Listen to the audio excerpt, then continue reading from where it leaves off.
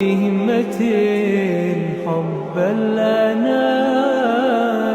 ব্যাধিটা এত ব্যাপক আকার ধারণ করেছে, আমাদের অনেক ভাই বোন আছেন যারা এই একই প্রশ্ন আমাদের কাছে করেন যে তাদের মনে আল্লাহকে নিয়ে বাজে চিন্তা আসে, আল্লাহ সম্পর্কে নোংরা চিন্তা ভাবনা আসে, নবী সাল্লাল্লাহু আলাইহি ওয়াসাল্লাম সম্পর্কে বাজে চিন্তা আসে।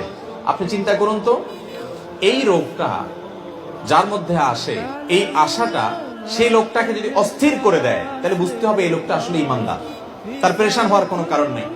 ঠিক এই একই প্রশ্ন নবী করিম সাল্লাল্লাহু আলাইহি ওয়াসাল্লামকে করা হয়েছিল। একজন সাহাবী বলেছেন, ইয়া রাসূলুল্লাহ, আল্লাহ সম্পর্কে আমার মধ্যে বাজে চিন্তা আসে, যখন আল্লাহ সম্পর্কে বাজে চিন্তা আসে আমি পেরেশান হয়ে যাই, অস্থির হয়ে যাই যে কেন আমার মনে এটা আসছে।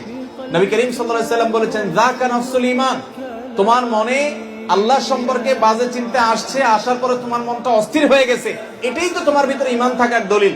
কারণ খালি ঘরে চোর আসে না, যেই ঘরে টাকা পয়সা জিনিসপত্র থাকে ওখানে চোর যায়।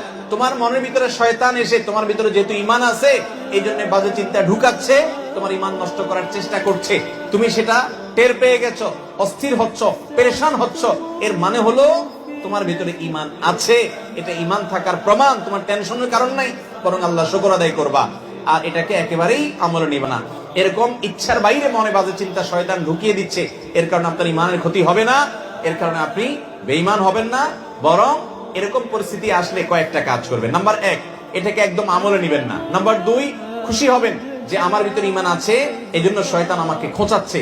কোন অমুসলিম, কোন ভিন্ন ধর্মের অনুসারী কিংবা কোন নাস্তিক জীবনে এই কথা বলবে না যে তার মনে এরকম হঠাৎ হঠাৎ বাজে চিন্তা আসে, কারণ ওর ভিতরে তো ঈমানই নাই। শয়তান তার কাছ থেকে ঈমান ছিনিয়ে নেওয়ার চেষ্টাই করবে না। শয়তানকে আমরা দেখি না, গোটা কোরআন জুড়ে সবচেয়ে বেশি সাবধান করা হয়েছে আমাদেরকে শয়তানের ব্যাপারে। আদুউন মুবিন আল্লাহ তাআলা বলেছেন, সেই শয়তান সম্পর্কে আমাদের ধারণাই নেই, আমরা জানি না। আমাদের রগে রগে সে ঢুকতে পারে, ইন্নাশ শায়তানা ইয়াজরি আহাদাকুম মাজরাদ দাম, আমাদের রক্ত প্রবাহের সাথে মিশে যেতে পারে, আমাদের উপরে প্রভাব বিস্তার করে, বাজে জল্পনা কল্পনা তৈরি করে, খারাপ পথে নেওয়ার জন্য আমাদের মনের ভিতরে প্রভাব সৃষ্টি করে শয়তানে। এই শয়তান সে কিন্তু কোন ওই যে শয়তানের অনুসারী, শয়তানের গোলামের মধ্যে পাবেন না, তার মধ্যে শয়তান থাকে না। ঈমানদারের মনে বাজে চিন্তা আসে, এই কথা চিন্তা করে আল্লাহ শুকর আদায় করবেন। তাহলে প্রথম কাজ হলো এটাকে পাত্তা দিবেন না, এর কারণে আপনার ঈমান ক্ষতি হবে না। দ্বিতীয় কাজ হলো আল্লাহ শুকর আদায় করবেন, আমার মধ্যে ঈমান আছে দেখেই আমার মধ্যে এগুলো আসছে, নবীজি বলেছেন সেটা। নাম্বার 3, এরকম বাজে চিন্তা আসলে আমানতু বিল্লাহি ওয়া রাসূলিহি, এটা পড়বেন, আমানতু বিল্লাহি ওয়া রাসূলিহি, আমি আল্লাহ এবং তার রাসূলের প্রতি ঈমান আনলাম। এটা বললে দেখবেন যে মন থেকে এই শয়তান দূর হয়ে গেছে।